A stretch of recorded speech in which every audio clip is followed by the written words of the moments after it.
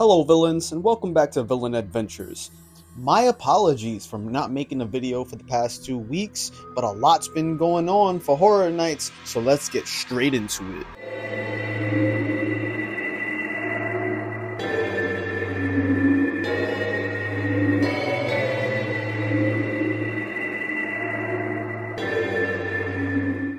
Now, before we get into the last house announcement, I just want to make it clear that we will only be talking about Orlando because that's where we will be going this year. But speaking on that last announcement, Universal Monsters are back with Eternal Bloodlines villains. As it says here, get caught in an epic battle as Saskia Van Helsing and the Bride of Frankenstein go up against Dracula's daughter and the monstrous Mavens. Sounds very exciting because we all know we had a female's monsters house coming, but we didn't know what it would be until now. Last year for 2023, the Universal Monsters house was my absolute favorite of the whole season, so I want to see what this one's going to bring. As this one was the last house announcement for Orlando, let's get into some scare zones and entertainment. Looks like Nightmare Fuel's coming back to Halloween Horror Nights, but this time the Nocturnal Circus. As it says here, step right up to a dark circus, a new nightmare that carries with it a sinister curse. It's a thrilling spectacle of pyro and aerialist. Many people love the entertainment value that Nightmare Fuel brings. I will be checking it out for the first time this year, so hope it's good. Now going into the scare zones, we got Torture Fair coming to Universal Orlando. As it says here, come one, come all to a Renaissance fair.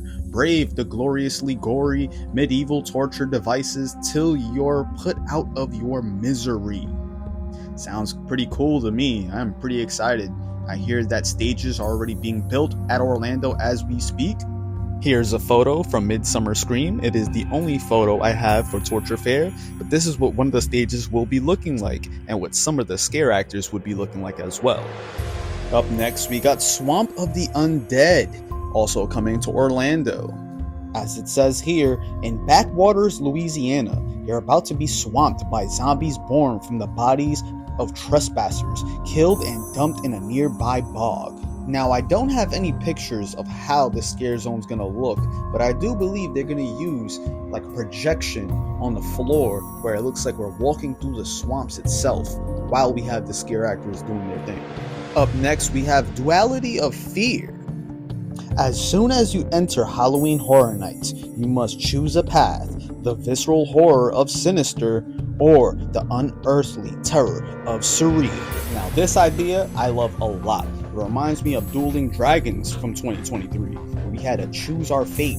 Last but not least, we have Demon Queens as our last scare zone. As it says here, get caught in an otherworldly hellscape gripped from the darkest corners of your mind, where your 4 merciless queens loyal to surreal rule. Now, one thing I like about the scare zones this year is that 2 of them seem to be interactive with one another, almost like in a lore aspect. So it looks like Surreal's queen, she's going to have her loyal followers basically have their own scare zone, as she will be in the Duality of Fear. Here we have a photo from Midsummer Scream.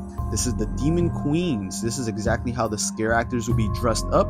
These will be the loyal queens to Surreal. But just like that, villains, we are done with announcements. We have all our houses lined up, scare zones lined up, entertainment lined up. Are you ready for Halloween Horror Nights this year in Orlando?